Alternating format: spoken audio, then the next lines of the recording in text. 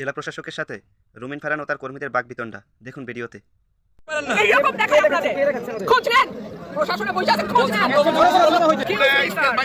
Excuse me, sir. This is the last time I will not listen to this. সব জায়গায় হচ্ছে। আপনি পারলে থামাই দেন। আজকে আমি ভদ্রতা কিছু করতে পারেন না। এইরকম দেখায় আপনাদের খোঁজ নেন, প্রশাসনে বসে আছে, খোঁজ নেন।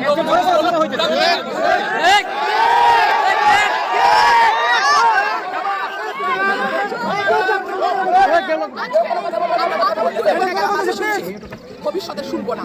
আর আমার এই এখান থেকে বাইরে যেতে পারবেন না। আমি যদি না বলি এখান থেকে বাইরে যেতে পারবেন না স্যার, মাথায় রাখেন। শেখ হাসিনার সময় আপনারা যাদের কথা এখন চলতেছেন তারা কানে ধইরা খাটের নিচে থাকতো স্যার।